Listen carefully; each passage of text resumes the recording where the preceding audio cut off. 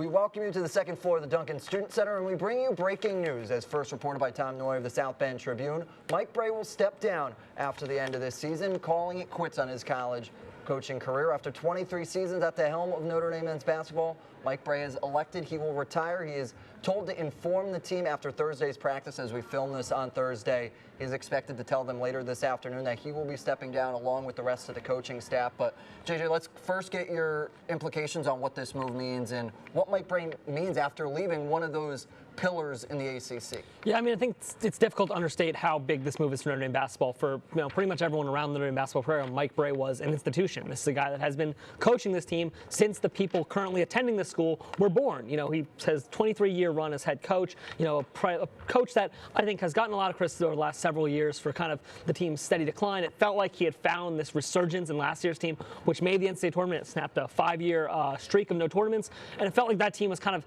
him turning the corner in a sense. Turning the corner after it felt like he had been past it. But this year, it just, for whatever reason, hasn't worked out. It feels like the team stagnated. It was an older team. Brey knew it was an older team, and he kind of admitted in his press conference, last night, one that kind of blew up and, possibly was connected to his immediate departure as of right now, whether he kind of knew something was coming. It felt like the energy in that press conference was a bit like, he had run out of ideas. He didn't know how to motivate this team. Yeah. He didn't know how to get this experienced group to kind of find that fire again. I think that was kind of, for him and for the athletic department, the last straw in, this experiment that's been going on. Yeah, however, you also have to talk about, when you talk Mike Brey, you got to talk about how fun this guy was to watch. He's an energetic coach. He was hitting last year in 2021. He was hitting the halls, and he was hitting the dining halls, and he was out there. He was feeling it. He knew his team was special. I think that was really what made Mike Brey so special for this community, was how interwoven. And you talk about it continuously. Mike Brey wanted to be nowhere else but be at Notre Dame, and you saw that time and time again. Yeah, I think you'd be hard-pressed to find a player, find a student at Notre Dame that didn't love Mike Brey. He was a guy that, like you said, his goal was he wanted to make Notre Dame win basketball games, but 1B to that 1A was he wanted to be a part of the Notre Dame community, and he wanted someone who wanted the Notre Dame community to be involved with their team. Yeah. He would, there was scarcely ever a game where his first move wasn't to go to the student section, kind of get them fired up. In games, he'd be trying to, rev up the crowd. He was a guy that definitely put a lot of emphasis on the Notre Dame community, on the Notre Dame, culture that he wanted to build, and yeah. I think that was for him possibly the single most important element of his culture around the program. So I think, for Notre Dame, you're losing a guy that really, I don't think you could ask for a bigger proponent of the school, a bigger proponent of the program, and someone that, if you're trying to find someone who wants to be at Notre Dame, I don't think Notre Dame's going to find a man like Mike Brey. Yeah. However, JJ alluded to it in his opening comments. Let's take a look at what Mike Brey had to say after that loss against FSU. They do have ownership of themselves, and they, but I certainly haven't been able to help them much. I just told them that I've done a horrible job with you fellas. I thought I misread you. I thought we would be more ready to compete there, and that's the boss's responsibility.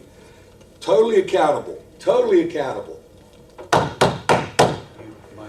And you have to imagine there, as you see, that there's ultimately, you can see it in his tone and in his verbiage that he knew it somewhat was coming. And you talk about it, and Tom Noie does a great job of it in his article in the South Bend Tribune, who broke this news wide open today, about how Mike Brey was starting to feel like coaching had gotten away from him a little bit. And over the past couple of press conferences against some heartbreaking losses, he seemed just sitting there for a couple moments, taking it in, right there, being very upfront and honest about how his intentions were and what he feels is going on. Yeah, you can say a lot of things about Mike Brey. The one thing you can't ever say is that he was never honest in his press conference. He always wore his heart on his sleeve, his emotion on his sleeve. You see right there, that's a man who kind of, I think, knew that he was out of answers, and he told you as much. He didn't have really any answers to what this team is. He knew that the problem centered around him. He admits that much, and you can say a lot of things about Mike Brey. You can never say that he's not the type of guy that's going to be honest with you, not the type of guy that's going to be honest with the media. And I think that was really kind of a sad sight to see for most Notre Dame fans, because it was clear that Brey had as little answers as everybody for this team's struggles, and